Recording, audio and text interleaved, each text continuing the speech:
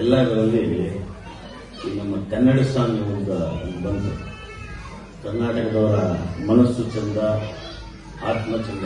ಮುಖ್ಯವಾಗಿ ಹೇಳಬೇಕಂದ್ರೆ ಕರ್ನಾಟಕದವರೇ ಚಂದ ಅಂತ ಹೇಳೋದಕ್ಕೆ ಇಷ್ಟಪಡ್ತೀನಿ. ಏನು ಈ ವಿಶಿಷ್ಟ ಕಾರ್ಯಕ್ರಮ, ಇಲ್ಲಿ ಒಂದು ಅದ್ವಿತೀಯ ಅಂತ ಭಾರತಂ ಅಂತ ಒಂದು ನೋಡಿದ್ದಾರೆ. ಅದ್ವಿತೀಯ ಅಂದರೆ ಸಂಸ್ಕೃತದಲ್ಲಿ ಸರಿಸಾಟಿ ಇಲ್ಲದವರಿಗೆ ಅದ್ವಿತೀಯ ಅಂತ ಹೇಳ್ತಾರೆ. ಭಾರತ ದೇಶಕ್ಕೆ ಸರಿಸಾಟಿ ಯಾವುದೂ ಇಲ್ಲ ಅಂತ ನಾನು ಹೇಳೋದಕ್ಕೆ ಇಷ್ಟಪಡ್ತೀನಿ.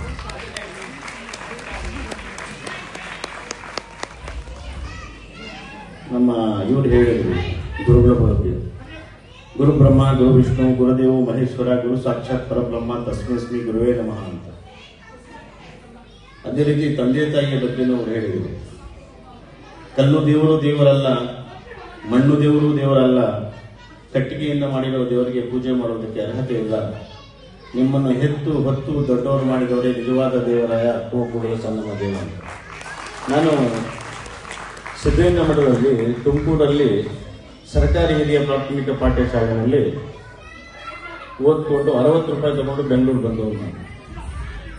ಇವತ್ತು ಇಂಗ್ಲಿಷ್ ಭಾಷೆ ಇಲ್ಲ, ಇಂಗ್ಲಿಷ್ ಕಲಿಯಬೇಕು. ಅದರ ಜೊತೆಯಲ್ಲಿ ಕನ್ನಡ ಭಾಷೆಗೂ ನಾವು ಪ್ರೋತ್ಸಾಹ ಕೊಟ್ಟರೆ ಮಾತ್ರ ಕರ್ನಾಟಕ ಉಳಿಯುತ್ತೆ, ನಿಲ್ಲುತ್ತೆ ಅಂತ ನಾನು ಹೇಳೋದಕ್ಕೆ ಇಷ್ಟಪಡ್ತಾ, ಈ ವಿಶಿಷ್ಟ ಸ್ಕೂಲು ಈ ಫೌಂಡರ್ ಅವರು doctor CK. Maula Sharif foundation ವತಿಯಿಂದ ನಾನು ಶುಭವನ್ನು ಹಾರೈಸಲಿಕ್ಕೆ ಇಷ್ಟಪಡ್ತಾ, ನಮ್ಮ ರೆಡ್ಡಿಯವರು ಹೇಳಿದರು ಬಹಳ ಒಳ್ಳೆ ಕಾರ್ಯಕ್ರಮ ಅಂತ. ನೋಡಿ, ದುಡ್ಡಿರೋರೆಲ್ಲರೂ ಇವತ್ತು ಪಬ್ ಮಾಡ್ತಾರೆ, ಕ್ಲಬ್ ಮಾಡ್ತಾರೆ, ಥಿಯೇಟರ್ ಮಾಡ್ತಾರೆ, ಬಿಸ್ನೆಸ್ ಮಾಡ್ತಾರೆ. ಆದರೆ ಮಕ್ಕಳಿಗೆ ವಿದ್ಯಾಭ್ಯಾಸ ಕೊಡಬೇಕಂತ ನೀವು ಮುಂದೆ ಬಂದಿದ್ದಾರಲ್ಲ, ನಿಮ್ಮ ಗಂಡ ಹೆಂಡತಿರಿಬ್ಬರಿಗೂ ನಾನು ನಿಮಗೆ ಆಭಾರಿಯಾಗಿರ್ತೇನೆ. ಅದಕ್ಕೆ ಹೇಳ್ತೀನಿ, ವಿದ್ಯೆ, ಬುದ್ಧಿ, ಜ್ಞಾನ, ಮಾನ, ಸನ್ಮಾನ ಅಂತ ಹೇಳ್ತಾರೆ. ದುಡ್ಡು ಇವತ್ತಿರುತ್ತೆ, ನಾಳೆ ಹೋಗುತ್ತೆ. ಆದರೆ ವಿದ್ಯೆ ಅನ್ನೋದು ಯಾವತ್ತೂ ಮರೆಯೋದಕ್ಕೆ ಸಾಧ್ಯ ಇಲ್ಲ. ಅಂತಹ ವಿದ್ಯಾದಾನವನ್ನು ಕೊಡ್ತಾ ಇರುವ ಈ ವಿಶಿಷ್ಟ ಸ್ಕೂಲ್ಗೆ ಒಳ್ಳೆಯದಾಗಲಿ ಅಂತ ನನ್ನ ಮಾತನ್ನು ಮುಗಿಸ್ತೀನಿ. ಜೈ ಹಿಂದ್, ಜೈ ಕರ್ನಾಟಕ.